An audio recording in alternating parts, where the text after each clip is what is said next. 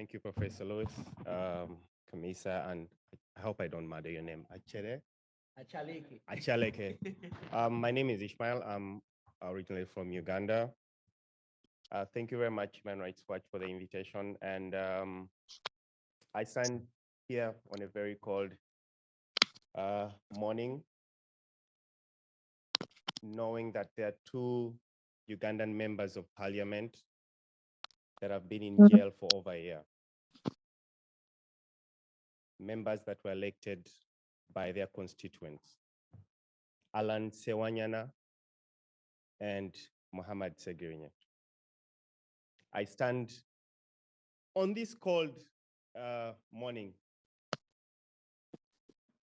knowing that Ugandans last year went to the polls, just like other African countries. It's not only about Uganda,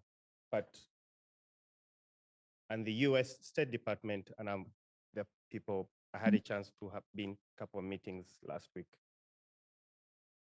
They usually put out very nice tweets and statements. Oh, the elections were not free and fair. They were neither free nor fair. Every year, every time that the elections happen. And nothing is done about it. I stand here today knowing that, not taking for granted that with respect to the United States and the strategy that they have put forward. And of course, putting it against the last 4 years of former President Trump, this strategy is a cake. It's better than what we had last 4 years. No, in the strategy, there's no one being called a shithole country, excuse my French. And we think that something has to give. It's a really beautiful strategy. But also I must say that Americans are very, just like my brother from Kenya, they're very uneducated about Africa. And the average leader in Africa is 62 years. These are the statistics. But the median age for an African is 19.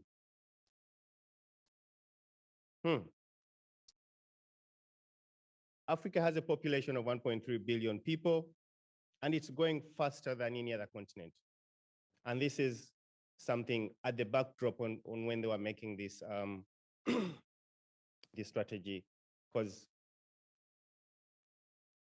Africa is the new money, so to speak, is the new economy where it will provide more market for goods and services.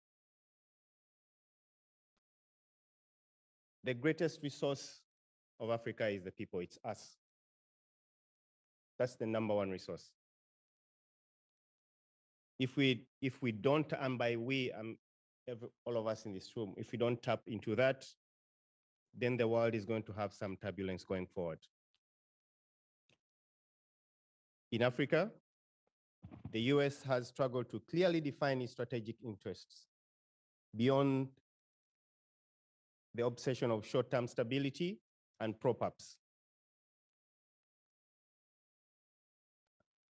Prop-up of unpopular political regimes at the expense of populations. I'll say in my country, just like what I'm putting on, again, I stand here knowing as the diaspora, we have documented, this list has 1,277 people that are victims of the Ugandan junta. But the president of Uganda is in Washington to attend the African Summit, but these people are missing, documented. And I'm happy that even as I stand here, I had a chance to, I see some faces that I think I talked to a couple last week. They know these things. They clearly know these things. And it's a choice. It's a choice that the US government has to make to prioritize human rights we understand, and whenever we brought up Museveni, It's okay, Mama. one of my friends who was a panelist, thank you, Professor Lewis. That's a very good alarm.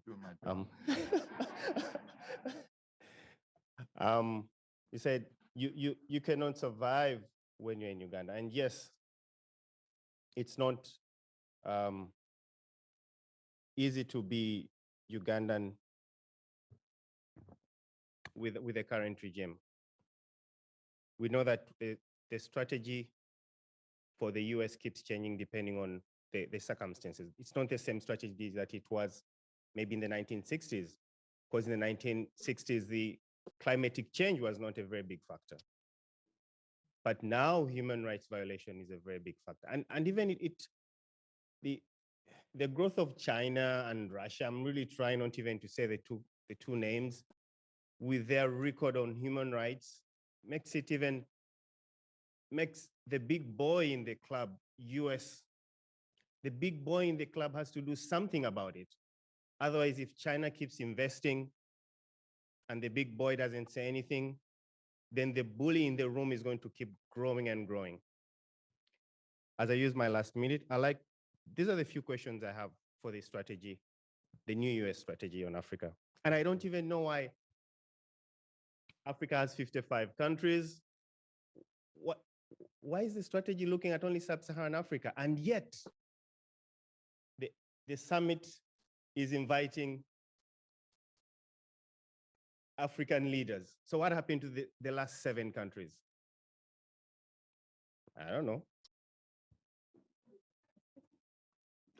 My friend already, one of the panelists, I think it was Kamisa. Is it a partnership? So what is Africa bringing to a table? I think the US should be very specific to ask countries. That was loud, thank you. To be specific about human rights. We appreciate, for example, in Uganda, the issue of stability in the region for Uganda. Museveni takes care of refugees and AMISON. Could we have the issue of human rights in there for every African country? Again, AU, the last panel talked about AU, and Ma Michelle also talked about how it transitioned from the first liberation. And now that AU, which has all the 55 countries, is what's AU bringing to a table? And we all know in this room that most of the people that came for the summit either have been in power for more than 20 years, or people around them have been indicted for something, or their kids or their kids' kids or something. So what is the AU bringing on board? That should be very clear, and it wasn't clear in the strategy. Intergovernmental coordination, and having had a chance again to talk to a couple of people, we know that every department in the US has an Africa bureau in it, some sort of Africa desk. So how are all these organizations and desks going to work together to make this a success? That's a very, very big ask right there. And then it's important also for the to have a commitment from the stakeholders. And stakeholders are not only the leaders, and also people in the diaspora, people like Acheleke and Ishmael and other people. What's the commitment that has to be done in order for this strategy to be realistic? It's good on paper, but it's just like I said, it's just like any other document at this point, because it doesn't have any indicators of success.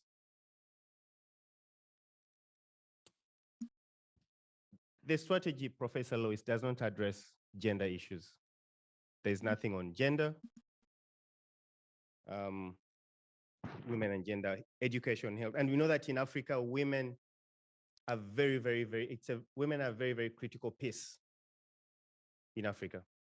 We know that hundreds of child in Africa and in Uganda, they go to to school. Sometimes they don't even go to school because of the time of the month.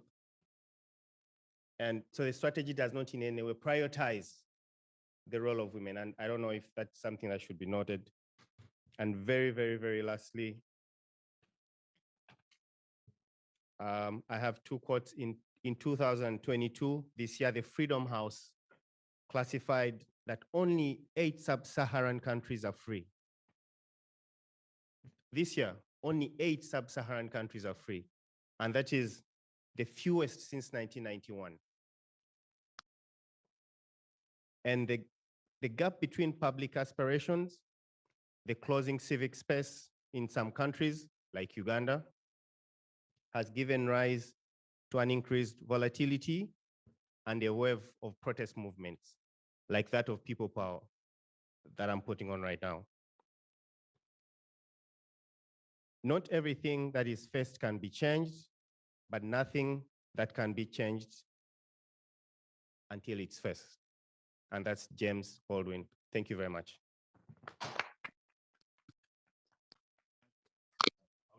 Pretty good, pretty good. In terms of content, high grade. In terms of time management,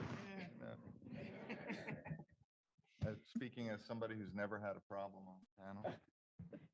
So maybe I'll take the chair's prerogative. I mean, one of the advantages of having economical comments from our panel is that we have a little bit more time for conversation. Yes, Mama. And I think what I'd like to I'm do here now. is come back to a question We were all listening. that I thought you were alluded to sleeping. that really everybody You're knows, washing. which is there were both implicit and some clear direct critiques of U.S. engagement and U.S. policy in the comments and remarks from our panelists. And so if we imagine that this summit creates opportunities for raising possibilities. Yes, and the current administration, with its focus and its emphasis, its policy emphases, seems at least open to some of these questions, then what would be your priority?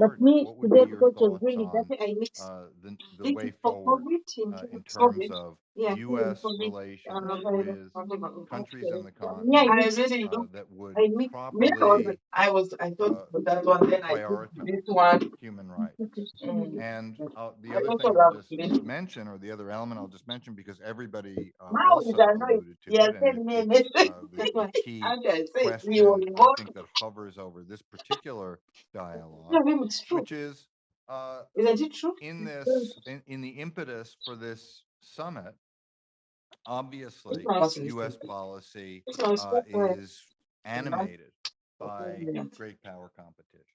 Obviously, and quite explicitly in policy statements by various administration leaders, certainly in this administration and previous administrations, there is a focus, an interest, an eye on other major powers. The insistence here throughout has been, let's look at soap here. The one I can see, I used this one, Mama.